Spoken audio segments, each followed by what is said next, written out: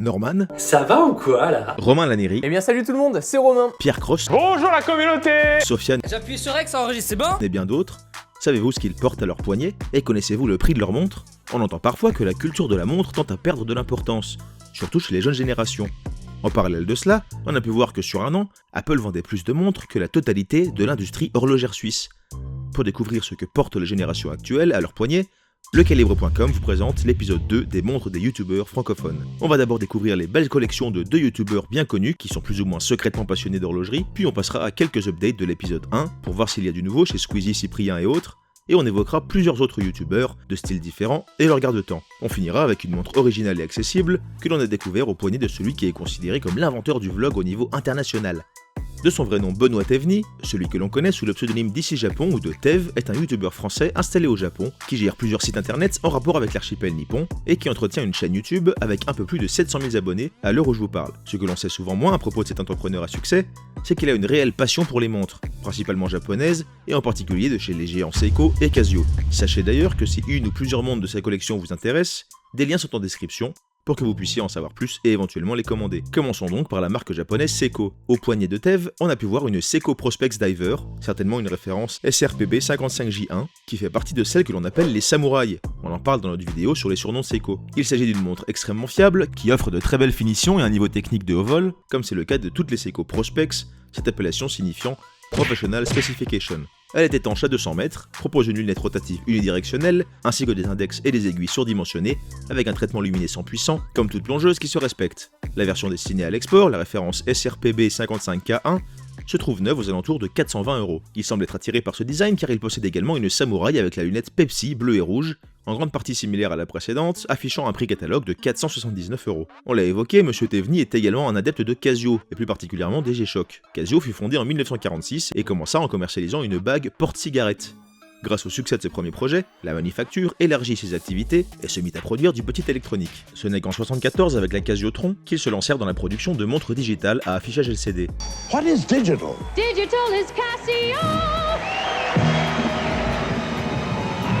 La première G-Shock fut créée par un designer déçu d'avoir brisé la montre que lui avait offerte son père. Entre autres, lors de sessions d'Urbex, on a vu Tev porter ce qui semble bien être une G-Shock DW5600BBN1ER, une référence qui reprend le design relativement épuré des toutes premières G-Shock sorties en 83 en l'adaptant sur un bracelet en nylon. Une montre à quartz fiable et robuste, proposant toutes les options classiques des G-Shock, à savoir un chrono, une alarme, un écran LCD rétroéclairé et j'en passe, disponible sur le marché aux alentours de 100 € neuve. Toujours chez G-Shock, on a pu le voir porter une référence GA400CM4A, un modèle imposant aux couleurs spéciales et à double affichage digital et analogique qui se trouve neuf aux alentours de 250 € sur eBay mais qui est sûrement plus accessible au Japon. Il a également une G-Shock GA500WG, en partie similaire en termes de forme au modèle précédent, mais dans des couleurs plus fraîches avec une dominante blanche et des détails turquoise qui se trouvent aux alentours de 100 €. Il va même parfois jusqu'à porter les deux en même temps, une à chaque poignet. Toujours dans la même veine, il porte parfois une G-Shock GA110SN 3A, avec une base turquoise et des détails blancs cette fois-ci, prix catalogue 130 €. Il possède plusieurs autres références de cette icône de la pop culture, comme ce modèle noir et orange par exemple, mais il ne s'arrête pas aux marques japonaises. En 2020, on l'a vu opter pour une Apple Watch rouge sur un bracelet en caoutchouc rouge lui aussi. En fait, l'Apple Watch, elle a dit là encore continuer sur 2 km. Très certainement une série 6 disponible au prix de 429 €. Mais ne vous inquiétez pas, avec une collection pareille, cela ne remet pas en cause sa passion horlogère. D'ailleurs, sa collection semble impressionnante et nous n'allons pas pouvoir toutes les présenter ici, mais si vous avez vu d'autres modèles à son poignet, n'hésitez pas à les poster en commentaire.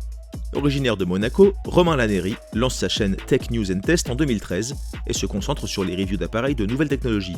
En 2020, on a pu le voir évoquer sa passion pour l'horlogerie dans une vidéo avec Morgan VS. Merci Romain d'être là. T'es un grand passionné de montres. T'en as encore une nouvelle par rapport à hier? Alors oui, je t'en ai amené une qui a une petite histoire, c'est la réédition de la Seiko Universe. C'est le modèle que portait Steve Jobs, je l'ai fait importer du Japon. Et je voulais te montrer cette histoire-là qui est cool quand même. Il est trop content! Bah ouais, de ouf! Attends, tu te rends compte? Et après quelques recherches, on peut en effet vous dire que sa collection de montres vaut le coup d'œil.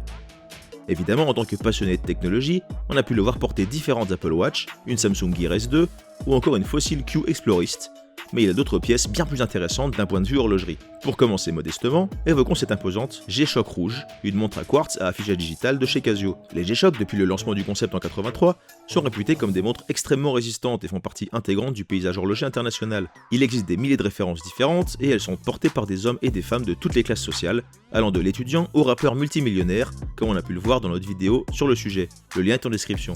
On verra aussi plus tard que plusieurs youtubeurs en portent, dont Romain qui semble adhérer au concept puisqu'on l'a également vu porter cette G-Shock GA2100 1A1ER, surnommée la Casio qui en raison de son boîtier octogonal qui fait penser à la Royal Oak de chez Audemars Piguet. Une montre imposante, à double affichage digital et analogique, avec un boîtier de 48,5 sur 45,4 mm et 11,8 mm d'épaisseur qui a une vraie personnalité et qui se vend un peu en dessous de 100€. Si vous voulez en savoir plus sur celle-ci et d'autres G-Shock, on vous met un lien en description. Mais le monégasque fan de technologie ne fait pas uniquement dans le modeste et l'accessible. Il porte également souvent une Rolex GMT Master 2 référence 116-710 LN, une montre iconique de la marque à la couronne, le plus souvent vue avec sa lunette Pepsi rouge et bleu, ici dans sa version lunette noire, d'où le LN dans la référence. Cette montre équipée d'une aiguille GMT permettant d'afficher 2 fuseaux horaires simultanément fut développée par Rolex en 1954 suite à une commande d'une compagnie aérienne pour équiper ses pilotes. Cette référence, que l'on retrouve d'ailleurs aussi au poignet d'un autre youtubeur tech et gaming, comme on le verra plus tard, se trouve d'occasion entre 10 000 et 15 000€. Certainement en partie pour rendre hommage à sa principauté d'origine, Romain a également été vu avec une Tag Heuer Monaco, un chronographe qui se trouve entre 2 000 et 5 000€ d'occasion selon la référence exacte. Il a également assisté au lancement de la Tag Heuer Connected à New York, et on l'a donc vu porter ce modèle de montre connectée au prix catalogue autour de 2 000€. Toujours chez Tag Heuer, il nous a présenté dans une vidéo sa 1000 Series Gold, une montre de plongée vintage en or, rare, difficile à trouver, qui lui a tapé dans l'œil au poignet de Leonardo DiCaprio dans Le Loup de Wall Street. Dans les marques plus récentes, on a également vu Romain avec une Code 41 Anomaly 01, la première montre de la marque originaire de Lausanne qui se veut transparente dans ses prix. Cette pièce, lancée en 2016 sur Kickstarter, est entraînée par un mouvement automatique japonais Miyota 82 S7 et est lancée à un prix catalogue aux alentours de 750$ à l'époque. Notons que vu l'importance donnée à la montre dans le post Instagram sur lequel on la découvre à son poignet, il y a de grandes chances pour qu'il s'agisse d'un placement produit, et on verra plus tard que ce n'est pas le seul à accepter ce type de partenariat. On quitte la Suisse un instant et on se penche sur une montre du youtubeur issue d'une entreprise française. Il possède cette élégante BR03 Rafale, issue de la collaboration entre cette maison horlogère fondée à Paris en 92 et Dassault Aviation, filiale du groupe Dassault. Ce chronographe au boîtier de 42 mm en céramique noire est une édition limitée à 500 pièces et affiché à un prix catalogue à sa sortie de 5 200€. En 2017 et 2018, il aura également été spoté avec une Richard Mille RM011 noire, une montre au prix d'occasion approchant les 120 000€, un prix impressionnant pour un youtubeur relativement modeste qui était encore moins connu à l'époque. Alors s'agit-il d'une montre empruntée à un ami ou à un membre de sa famille monégasque, d'un prêt d'une agence RP, d'un accessoire pour une vidéo ou d'une contrefaçon? Difficile à dire, dites-nous ce que vous en pensez en commentaire. En revanche, il a bel et bien porté une des montres personnelles de Richard Mille dans l'épisode de Morgan VS consacré aux montres. Une pièce impressionnante valant plus d'1 115 000€. Comme pour Tev, dites-nous si vous l'avez vu avec d'autres pièces au poignet. Il y a de grandes chances pour que la collection du passionné soit plus vaste que ça. Avant de vous présenter succinctement d'autres youtubeurs et leurs montres, revenons un peu en arrière. Vous vous souvenez de notre épisode 1 sur les montres des youtubeurs? Pour celles et ceux qui ne l'ont pas encore vu, le lien est en description. Pour les autres, voilà quelques updates rapides à propos de certains individus que nous avions évoqués. Nous avions évidemment parlé de Squeezie, le premier youtubeur de France avec plus de 15,2 millions d'abonnés au moment du montage de cet épisode, qui porte très souvent une Rolex GMT dans ses vidéos et dans ses apparitions sur les réseaux. On nous avait également reporté une Seiko, nous avons effectivement retrouvé une Seiko 5 portée en 2017, qui semble bien être une référence SNK 567J1, une montre automatique qui se trouve neuve aux alentours de 100€. Un modèle modeste mais fiable et original, avec un style sportif chic très réussi. Cyprien, second youtubeur du pays avec bientôt 14 millions d'abonnés, a lui adopté une Apple Watch qu'il semble porter plus souvent que sa G-Shock.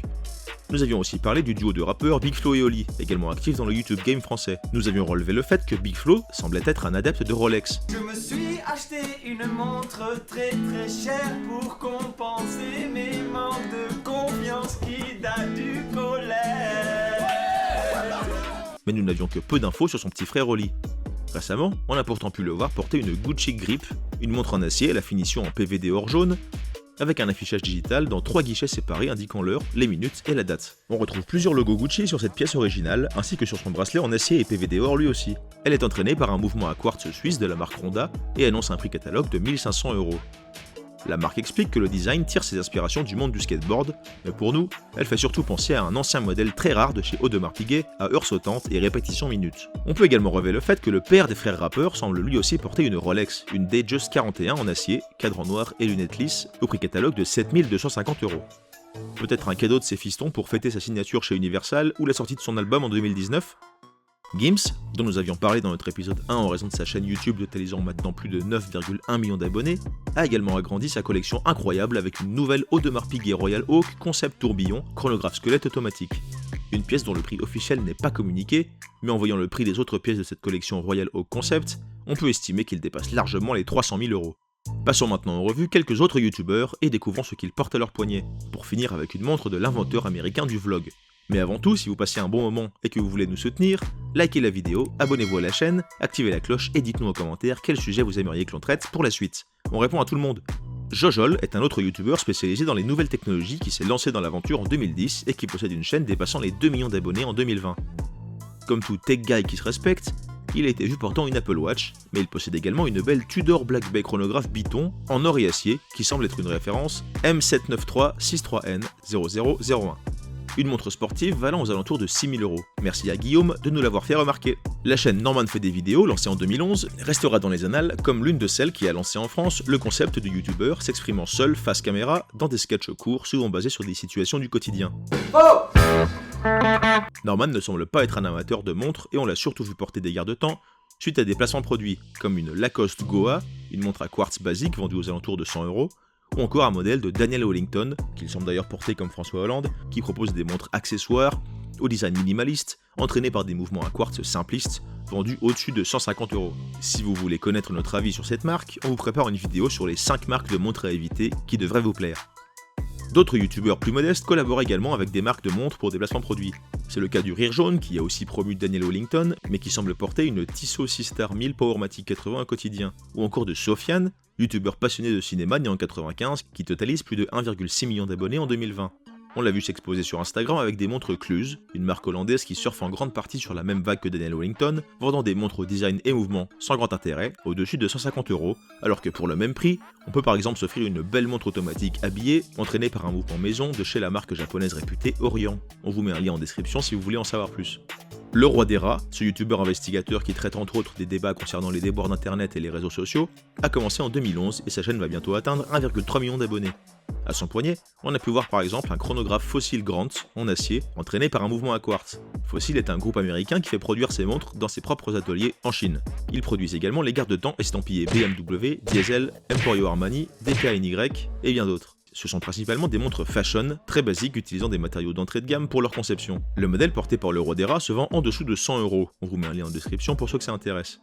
Rapidement, on peut aussi noter le youtubeur poker YoViral, souvent vu avec une montre à chaque poignet dans plusieurs versions de la Rolex Datejust en Biton avec des cadrans différents, et qui lorsqu'on lui demande pourquoi il porte 2 montres, répond non sans humour que la première donne l'heure de Paris et la seconde celle de Lyon, mais aussi Anil B alias Wartech, portant la même Rolex GMT Master 2 que Romain Laneri, Pierre Cross et ses presque 3,5 millions d'abonnés, portant entre autres une Apple Watch Série 5, mais aussi une élégante WeThings style HR, au cadran blanc et sous cadran digital noir à 12 heures, une montre connectée française à double affichage digital et analogique qui sert aussi de tracker d'activité et de sommeil. Prix catalogue aux alentours de 150 €. Bref, vous l'aurez compris, on trouve une grande variété de garde-temps dans le YouTube game français. Au niveau international, évoquons également Kazenasta, le youtubeur américain né en 81. Il fait partie de ceux qui ont inventé le vlogging, l'adaptation vidéo du concept de blogging qui consiste à partager ses expériences personnelles avec une audience sur différentes plateformes. Il se fait connaître au niveau international en 2003, en produisant un film de 3 minutes dénonçant la stratégie d'obsolescence programmée d'Apple concernant les iPods dont il est alors impossible de remplacer la batterie. Les médias américains s'emparent de l'histoire de Kazé et le rendent célèbre. Après plusieurs projets réussis pour la télévision, il se lance sur YouTube en 2010 et sa chaîne totalise en 2020 plus de 12,2 millions d'abonnés. À son poignet, on a pu découvrir entre autres une Casio G-Shock GA2100 THB-7A, une référence basée sur le modèle au boîtier octogonal surnommé Casio que porte notre Romain Laneri national. Cette pièce colorée et tape à l'œil se vend aux alentours de 140 € et on vous met également un lien en description si vous voulez en savoir plus. Et vous, laquelle de ces montres de youtubeurs préférez-vous? Répondez en commentaire et dites-nous ce que vous avez pensé de cet épisode. Abonnez-vous à la chaîne pour nous soutenir, merci de votre fidélité et à bientôt sur lecalibre.com.